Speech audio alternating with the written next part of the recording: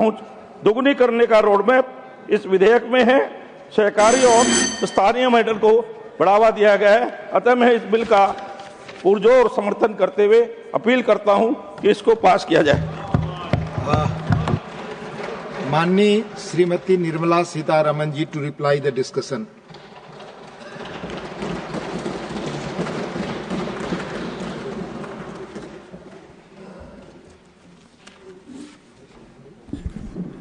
Thank you very much, Deputy Chairman, sir.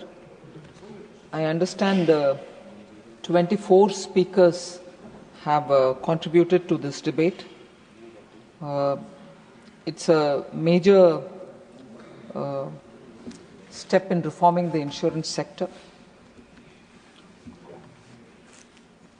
There are 3 acts which are being amended so that there is an alignment and also the policyholders' interests and safeguards are kept top of our mind.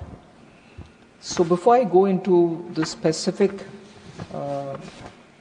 step that we are taking, just want to recall that the Insurance Act of 1938 had seen several amendments before today. 12 times before 2015, I could say before 2014, the Act has been amended, but inclusive of the last amendment, if we look at the major milestones which are important for us to recall, I find in 1939 itself, early amendments were brought in just so that it is consistent. And several, year after year, 39, 40, 41, 46, 48, amendments had happened.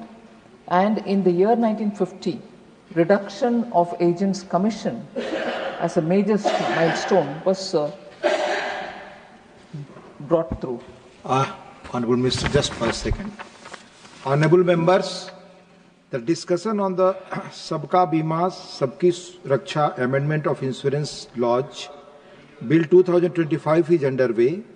If the House agrees, we may sit beyond 6 p.m. up to the disposal of the bill. Do I have the leave of the House to extend the sitting beyond 6 p.m.? Okay. Honorable Minister.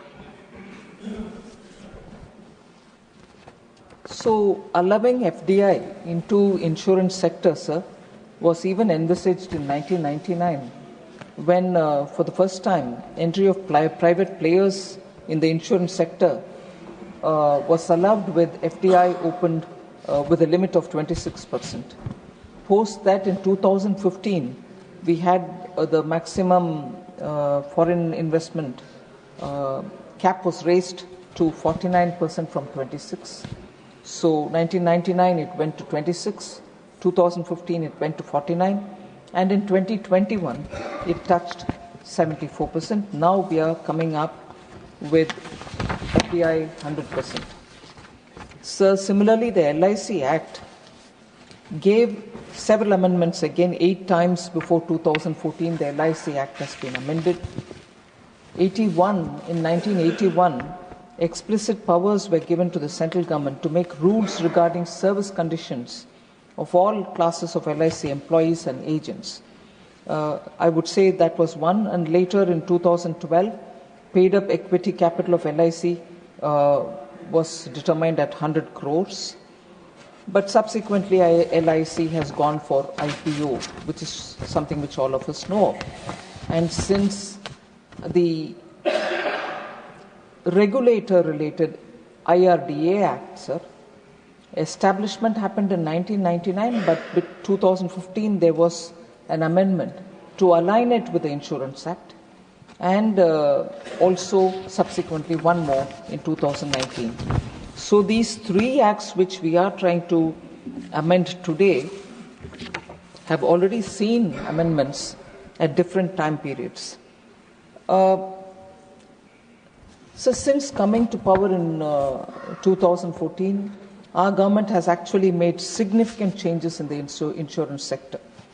Because if the country's development has to be achieved, we need greater insurance cover for our people, for our businesses, and also for our health, and also for majorly for agriculture and so on. Keeping that in mind, in 2017, our government brought in the insurance ombudsman rules, and that was to provide a fast and cost-effective channel for resolving grievances of policyholders. Today, IRDAI has established an extensive framework for protection of policyholders. It mandates insurers to provide crucial information to policyholders at the time of policy issuance and setting stricter timelines for claim settlement. So the regulator is actually moving after consultation to giving greater protection to the policyholders.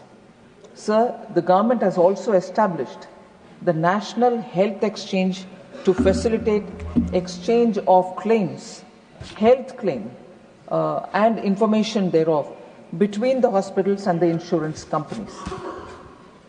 This way, the policyholder doesn't have to run from one pillar to another post, but if the health claim information is shared between the hospital and the insurance company, it resolves issues faster and in a seamless manner. So the settlement of claims has become a bit more simpler, although there's a lot more that one can do. Our government is also deeply committed, sir, to expansion of affordable insurance in rural areas for common man. And that is why you find several flagship schemes, particularly insurance schemes, which have been launched since 2014.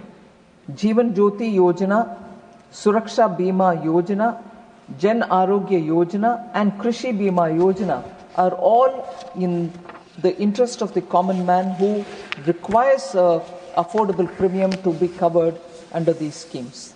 So together the Jan Suraksha schemes, as I would like to call it, has provided a safety net with total enrollments. The Jeevan Jyoti Bima Yojana, Suraksha Bima Yojana, Jan Arogya Yojana, Krishi Bima Yojana together have enrollments over 81 crore people, all of whom need that cover. Okay, they have all been enrolled. But has there been any settlement-related data which proves that the scheme is actually delivering where it matters? So these 81 crore enrollment has seen settled claims to the beneficiaries to the tune of 23,440 crores. So these poor people who have been given the cover with minimum premium taken from them, accident or life, have seen settlement of claims to the extent of 23,440 crores. Also, sir, the IRDAI or the regulator has also mandated launch of standard insurance products, no frills, basic product, that is, to ensure affordability to all sections of the society. These are actions already in place. And also through the regulation, the regulator has actually mandated rural and social sector obligations. And this obligation is across the board for all insurers, and they will have to therefore cover specified percentage of people belonging to the rural areas and underprivileged sections also. So these obligations are binding on all insurers and are being rigorously monitored by the regulator. Also, a very interesting initiative which the Honorable Prime Minister Modi had taken was to bring in more women as insurance policy agents. That is, they are called Bima Sabki. And it was launched by the Prime Minister in December 2024. Under this initiative, sir, I'm so happy to say this, close to 2.20 lakh women have been trained and deployed as insurance agents, earning a meaningful livelihood for themselves. They are increasingly contributing insurance coverage by taking insurance products to every household, especially reaching women in the households who are often left out of protection net of various insurance schemes. Another priority of the government, sir, has been to strengthen the public sector insurance companies so that they can meet the insurance needs of citizens effectively. Listing of LIC, GSE Re, that is reinsurance, and New India Assurance has been a step in this direction. So, capital to the tune of 17,450 crores has been infused in 3 other public sector general insurance companies to strengthen their capital base. As a result of these measures taken, LIC, GIC Reinsurance and Agricultural Insurance Company of India Limited, the AICIL, reported their highest ever profits last year, while other companies have also now started making a turnaround. They are becoming profitable step by step. So now to attract global capital, sir, the FDI limit, as I said, was raised from 26 to 49, 49 to 74 and 14. And gradually we see also the opening up of the sector. Sir, in 2014-15, number of insurers were 53, whereas 24-25, we have 74 insurers. Insurance penetration was 3.3%. It is now close to 3.8%. Insurance density, which is defined as average insurance premium paid per person in a year, even that has increased. US dollars 55 when it was in 2014, US dollars 97 now in 24-25. Total insurance premium in lakh crore rupees, 4.15 lakh crores in 2014-15. Now it is 11.93 lakh crores. So actually, the insurance premium amounts showing or reflecting the fact that more people are getting covered is seen in these numbers. Assets under management, again in lakh crore rupees, it was 24.20 in 2014-15. Now it is 74.43. 3 times it has increased, sir, asset under management. So, opening up the market, opening up the insurance sector has actually helped in greater penetration. There's scope for more. The GST Council, which met in September, sir, 56th Council, had over the year looked at the demands which were coming for health insurance and the premium having to bear the GST. So there is now, after this 56th GST Council meeting, there is now 0 rate for GST, which has been brought down from 18%. So earlier it was 18%, now it is 0 on all individual life insurance policies and individual health insurance policies to make them more affordable to the common man. Then this nil GST on individual health and life insurance is a very big tax relief that directly reduces the costs of premiums of policy holders and encouraging more people to join in the insurance schemes.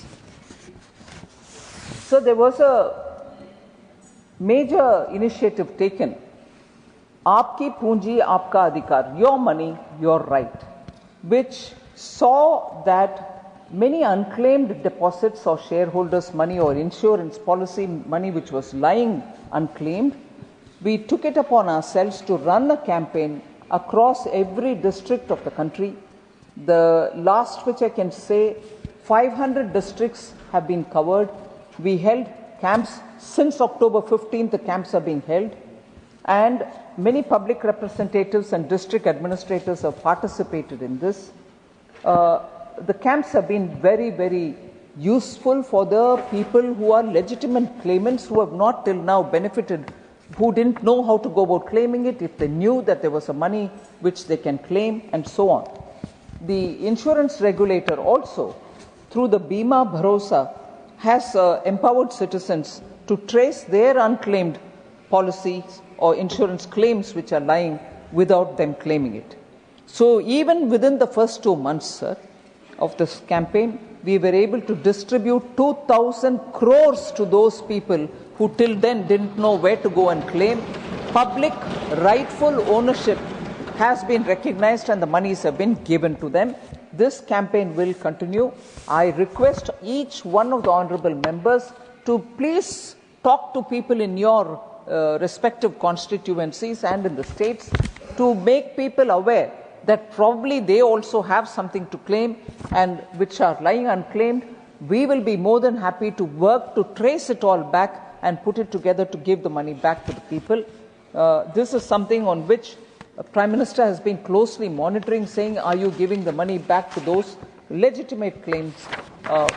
It is the right of those people to get it, but it has to reach them.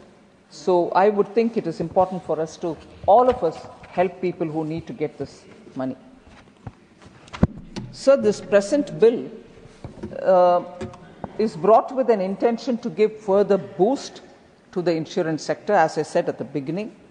One important thing which I think is critical for all of us to recognize is the provision to disgorge falsely claimed profits is now being given to the regulator, and the monies will also have to be given back to the people to whom it rightly belongs. Also, every time a penalty is levied on a company, those monies will go into the policyholders' education and protection fund so that greater awareness can be built. By this, the interest of the policyholders is also being kept in mind. The regulatory oversight of the insurance companies' affairs will help in orderly conduct of the business, and therefore this particular giving greater power to the regulator for these purposes are done with an intent to protect the policyholder. Also, when in this bill we are introducing one-time registration for insurance intermediaries, this would ensure uninterrupted services being provided to the citizens. It will promote ease of doing business for service providers and reduces regulatory delays and administrative compliance burden for intermediaries. So, sir, I'm just highlighting the features which are in this bill, and immediately after that I'll take up specific request for clarification by members or questions that they have asked. I'll come to that in a minute. So our country needs further capital infusion into the insurance sector. So the question then arises, what has happened after increasing it to 26% first, then to 49%, and then to 74%? Haven't they given you the expected result? Yes, they have given. And they are also giving that story which is opening up that there is need for more. And therefore, we have to increase the cap. The proposal in this particular amendment of removing the upper cap on FDI in the insurance sector will be a seriously big enabler in ensuring Sabka Bima Sabki Raksha. I'll just give you the number of insurance companies which are each under different levels of FDI which they have brought in. So less than 26% FDI are with 10 companies who are operating in India. 26% to 49%, there are 23 companies, insurance companies. Between 49 and 74%, there are 3 insurance companies, and 74% is with 4 companies. So there is scope for more, and this will enable global insurance by this amendment that we are seeking to bring. Global insurers will now see that the market is further opening up, and they will be able to bring in substantial capital directly and attract more insurance companies into India. So the problem has also been not just opening up or raising the cap. Many companies do not find partners in India who are willing to, join with them and do because of various reasons. So even though there are interest shown, money to come in, technology to come in, better products to be brought into the country, sometimes those don't come because there are not enough joint venture partners which they can search and get into action. So now with this, they will be able to come, abide by Indian laws and set up their own business even if they are unable to get a partner. So what does this do to the policyholder or to customers consumers who want to go into the insurance market or who want to have them covered, who want their businesses covered? What it does is, sir, greater competition. Naturally, the premiums will have to come down. The classic example we also see, not comparing apples with apples, but solar energy, sir, at one point in time in India used to be per unit 14 rupees 50 paise, 14 rupees 75 paise. Today it's come down to 2. Greater the competition, better the benefit for the policyholder or a new person who wants to take an insurance. The rate of the premiums come down when there is good competition in the market. So these are reasons why we want to have greater FDI participation. We are also standardizing the regulation making process by this very amendment that is being brought in, by introducing standard operating procedures for regulation making and the mandatory public consultation. This will be of importance for members to hear, and a mandatory public consultation on all regulations by the regulator to ensure that the process is consultative and transparent. Sir, as per the current provisions, intermediary licenses are directly cancelled straight away when found violative of the law. But many of them are probably not intentionally violative. Sometimes oversight reasons also happen. So by straight cancelling it, the process for them to come back becomes very difficult. So we are introducing suspension of intermediary license instead of direct cancellation. And we provide them time for compliance and allow them an opportunity to strategize and streamline their operations during the period of suspension. So this is a progressive step towards having people do their business without the fear of getting cancelled at the drop of a hat, I would say. Provisions for merger of a non-insurance company with an insurance company would promote a simplified corporate structure. Now, even if they are not too different, there are instances in India where the holding company is whose business it is only to run insurance business, also has a subsidiary who's doing only insurance business. We are now today not able to, under the existing scheme of things, they are not able to merge one with the other, the parent company and the subsidiary. So through this we are saying strictly for those who are in the insurance, there shouldn't be a problem if the subsidiary wants to be merging itself with the holding company. This way the companies and the scaling up prospects also go up.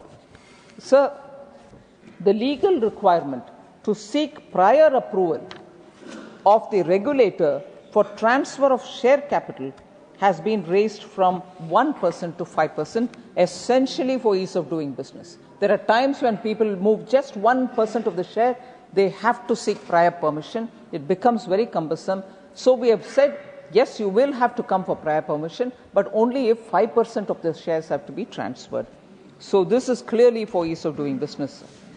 Another measure, similar measure, is when the net owned fund requirement is reduced for foreign reinsurance branches from 5,000 crores to 1,000 crores. Thereby, smaller companies can come in and also spread more branches in the country. This would invite more of the reinsurers into the country for creating greater risk capacities.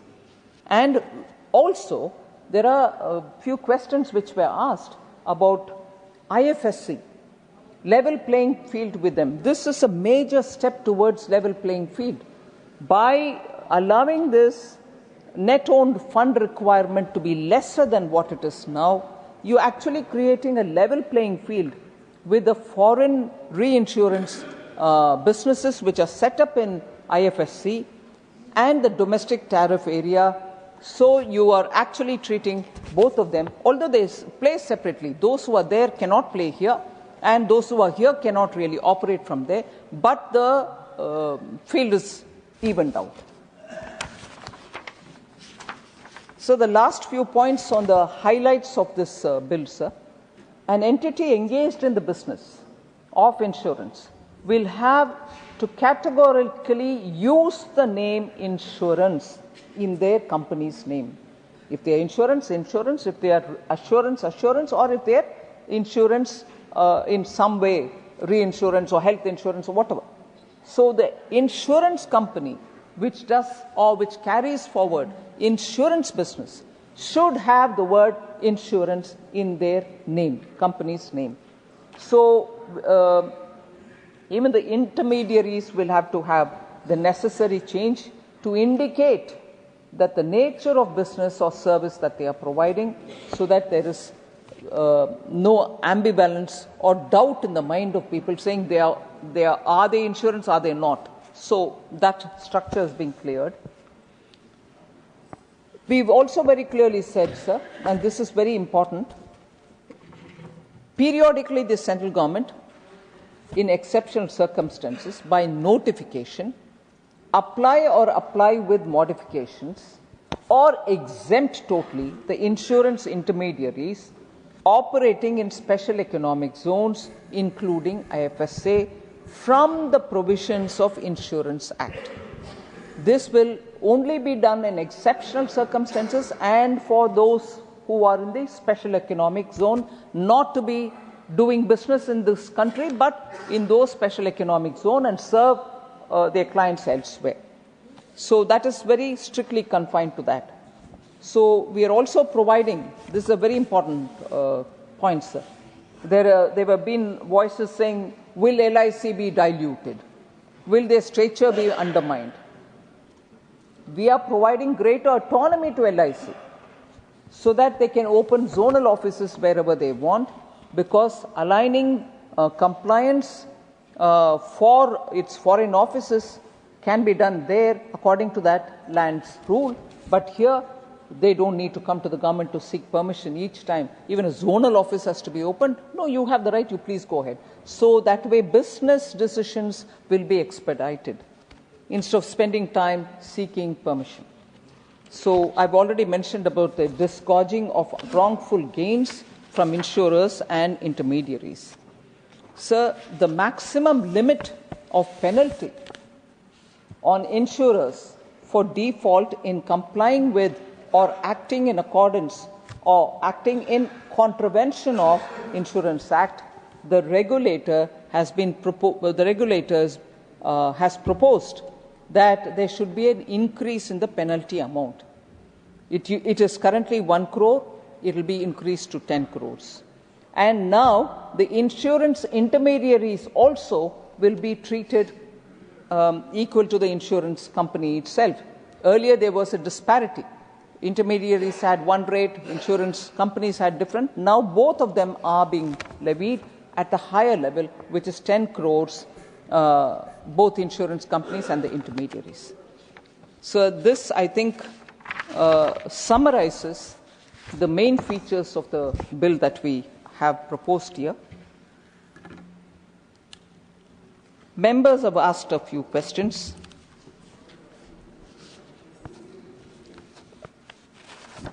The first speaker, Sir Shakti Singh Gohilji, had asked as to why we are rushing through this bill. We are absolutely not rushing through this bill. Even as of 26th November 2024, we have written to the states and all union territories with a clear invitation to provide comments and also suggestions. And this was a very structured, documented, intergovernmental consultation, not just an afterthought. And overall consultation, even with the public, the general stakeholders, insurers, regulators, industry bodies, general public, have all been happening almost now for 2 years. In fact, in our website, we've had 13,000 inputs coming from ordinary people who are interested in the insurance sector, have all sent their inputs. So there has not been a rush at all. This has gone through the process, and in fact, I would think we should have come in earlier. With this kind of a timeline, I would have personally preferred if we had come a bit earlier rather than now. So then,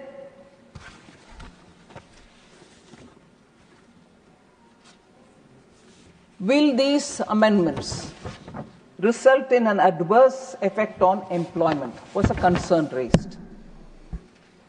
I want to highlight the fact, sir, that opening up of the sector will only attract new insurers to come, new intermediaries to come, and also allied service providers will also come into the market, therefore widening the insurance ecosystem, creating net employment, new employment.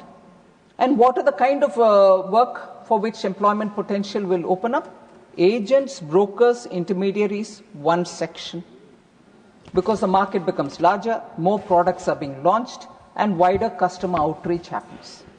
The second layer which will have benefit is the ancillary services, such as technology providers, claims managers basically, those who do analytics, customer service, and underwriting support which is provided.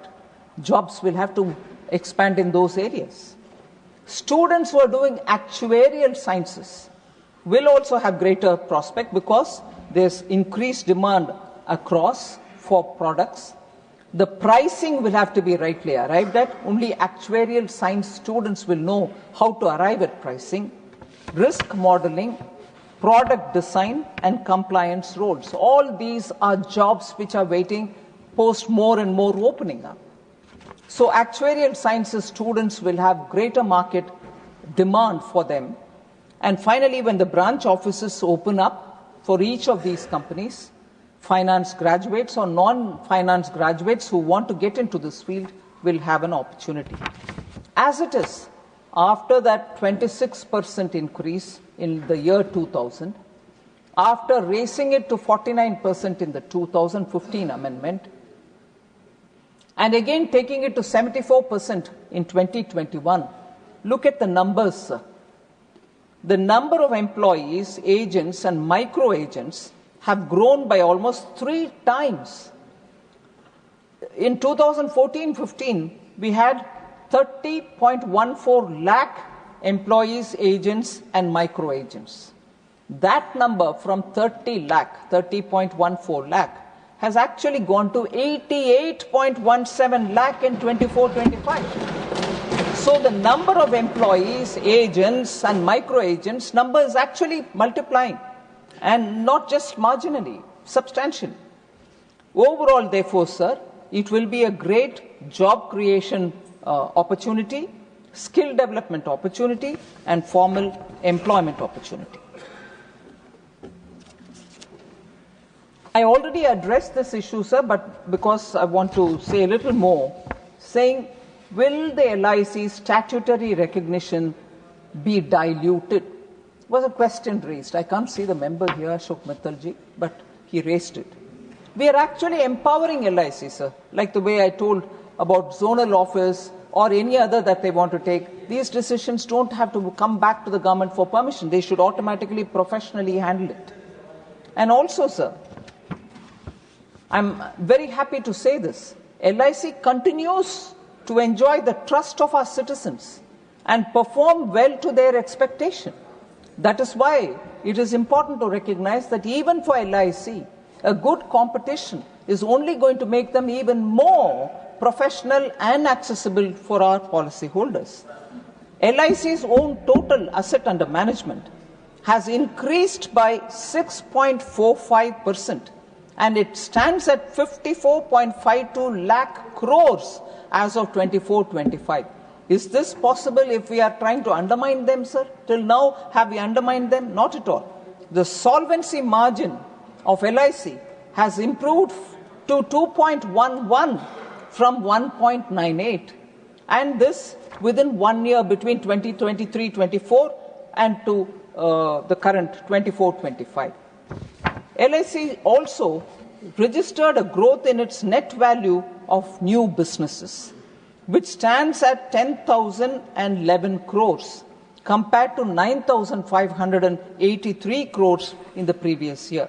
So I can give more data to prove that LIC's valuation and LIC's statutory strength that it has is still intact, and in fact it is flourishing.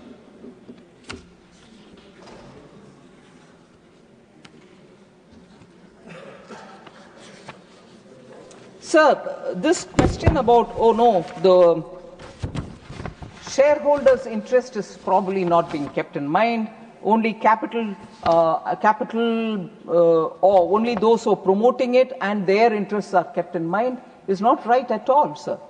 Because policyholders' benefits are the ones which we are keeping in mind. When I spoke about the funds which are raised as a result of penalties which are being imposed on wrongdoers, is actually going towards protection of the policyholders. So that is not right. And more the participants in the market, the cost of the premium is going to come down, and it's going to be making the policy affordable for everybody. The policyholders' education and protection fund is actually going to build greater awareness. And the disgorgement, which is something which I told you about for unlawful gains, are all being given to the IRDA, so they will be able to take that fund out of people who have gained it wrongly. So I think I've already answered this question about which Honourable Member Kanimuri raised about, is there parity between IFSC and domestic players? Yes. First of all, market participants and companies who operate in IFC are not allowed to operate in the domestic area. That's first one thing. So the exemptions that you may offer to the IFSC will not affect the domestic players. It is completely confined only to them. So that doubt need not be there. So then finally, I think I've answered most of these questions which have been put. I want to just highlight the facts. Repatriation of profits. I want to tell the members, the regulator has prescribed that all insurance companies will have to maintain a minimum solvency ratio of 1.5, which means the assets should be 1.5 times of the liabilities. So the companies will have to keep that. So it's not as if they are making the insurance here and taking away the profit and running away. That is the solvency ratio minimum that they have to hold. Also, the companies will have to make provisions for all. There are two categories, sir, which is very important for us to understand. The first category is incurred but not reported category. The second category is incurred but not enough reported liabilities. So that's the category. So it is important for them to keep money even for that. Somebody made a claim but actually not made the total claim, and they may come back later. Do they have the money for it?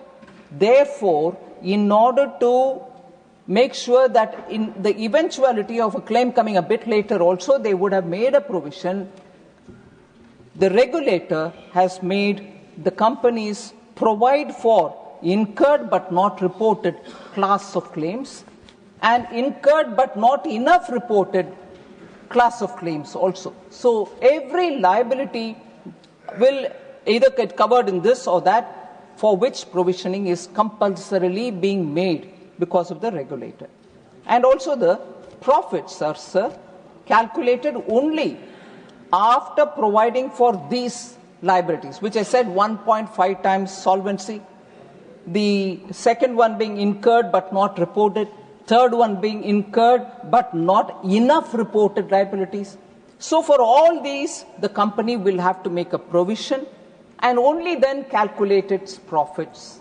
So the profits are calculated only after providing for these liabilities, which the regulator has imposed on them mandatorily. These norms provide enough safeguards for protecting the interest of Indian policyholders. So the other question was, only LIC does your, government schemes. and therefore by diluting, we're not diluting, but by diluting this or bringing foreign companies, only they will be burdened to do these, social sector related activities or government schemes. Not true, sir. Even now it's not true. And through these amendments, we are not giving them any room to, get away from that responsibility. So, with regard to the private sector insurance, sir, insurance companies, they are actively participating in all the Jan Suraksha schemes of the government and also in Fasal Bima Yojana. PM Fasal Bima Yojana is being implemented by 13 private insurers and 5 public sector companies. Even now they are doing it. More than 15 private insurers are participating in Jeevan Jyoti Bima Yojana and Suraksha Bima Yojana. They are private companies already and they are doing the government schemes. Private sector insurers have cumulatively enrolled more than 20 crore persons under these 2 schemes. The government Jeevan Jyoti Bima Yojana and Suraksha Bima Yojana, private insurers have brought in 20 crore persons. So by opening it up for foreign direct investments, the mandatory requirement that they have to participate in the government schemes is not going to be relaxed. Next, sir, the capital insurance and public sector general insurance companies help them to recover from losses but not made them competitive. Absolutely wrong. The losses of the public sector general insurance companies were mainly due to increased health insurance claims during the COVID pandemic. The capital infusion actually helped them to recover from this shock. Along with capital infusion, sir, key performance indicators based on monitoring of these companies was also started by the government, and it was started around 2022. Series of measures have been taken which help them to improve even their performance. So it was not infusion to make up for their loss. It is infusion to build their business and strengthen them. So as a result of these, the performance of all these companies has started improving and their losses have come down.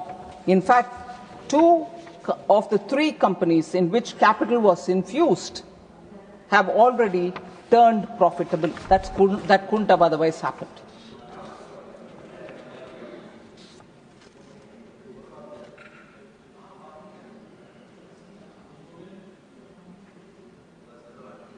So the jobs of the public sector insurance companies, sir, I've already explained about how profit is being now made by them and the jobs are being intact. There's no accretion at all.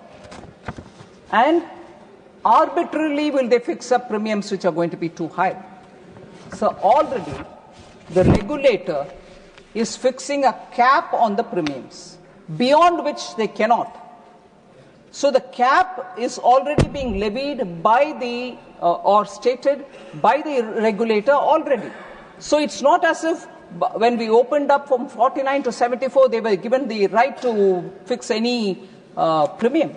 As it is being very closely monitored by the regulator and a cap is fixed in the interest of the policyholders.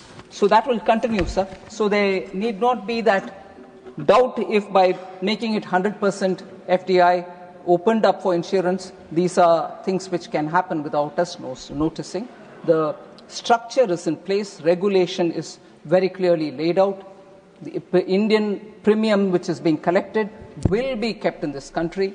So with all this, sir, I request that the House consider this bill and kindly pass it. Thank you. There is no message from Lok Sabha. Message from Lok Sabha, Secretary General. Sir, with your kind permission, I rise to report that the Lok Sabha at its sitting held on the 17th December 2025 passed the Sustainable Harnessing and Advancement of Nuclear Energy for Transforming India Bill 2025. I lay a copy of the said bill on the table. I shall first put the amendment moved by Dr. John Britas for... No, nothing is going on. No. I shall first put the amendment moved by Dr. John Britas for reference of the Sabka Bima Sabki Raksha Amendment of Insurance Bill 2025 as passed by Lok Sabha to a select committee of the Rajya Sabha to vote. The question is that the bill further to amend the Insurance Act 1938, the Life Insurance Corporation Act 1956, and the Insurance Regulatory and Development Authority Act 1999 as passed by Lok Sabha be referred to a select committee of the Rajya Sabha consisting of the following members: Dr. John Britas, Sri Vikas Ranjan Bhattacharya, Dr. V. Shivadasan, Sri A. Rahim, Sri Sandosh Kumar P, Sri P. P. Sunir, Sri Jose K.